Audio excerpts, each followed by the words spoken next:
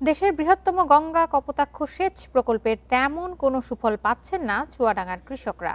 দীর্ঘদিন সংস্কার না করায় পলি জমি ভরাট হয়ে সেচ খালে পৌঁছাচ্ছে না পানি। বড় মৌসুম শুরু হলেও খালে পানি না থাকায় বিপাকে পড়েছেন কয়েক হাজার হেক্টর জমির চাষি।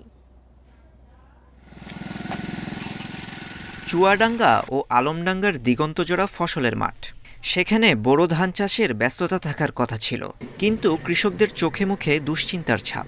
কারণ মাঠের বুক চিরে বয়ে যাওয়া জিকে সেচ খাল এখন মৃতপ্রায়। কোথাও পলি জমে ভরাট, কোথাও জঙ্গল আর আগাছার কারণে খাল চেনার উপায়ই নেই।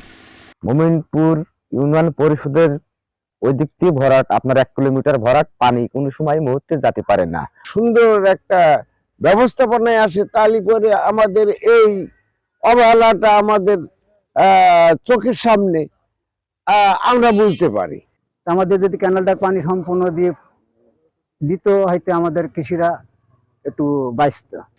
1962 সালে চালু হওয়া দেশের বৃহত্তম গঙ্গা কপোতাক্ষ সেচ প্রকল্পে একসময় 24 ঘন্টা পানি পাওয়া যেত।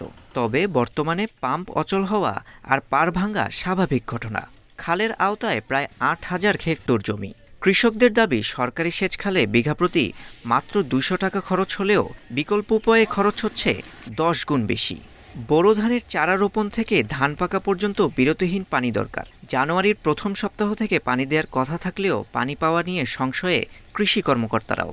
জিকে সেচ প্রকল্পের আওতায় কুষ্টিয়া, চুয়াডাঙ্গা, ঝিনাইদহ এবং মাগুরা জেলার 13টি উপজেলা বিদ্যমান। এই উপজেলাগুলোতে আমরা সেচ কার্যক্রম পরিচালনা করে থাকি।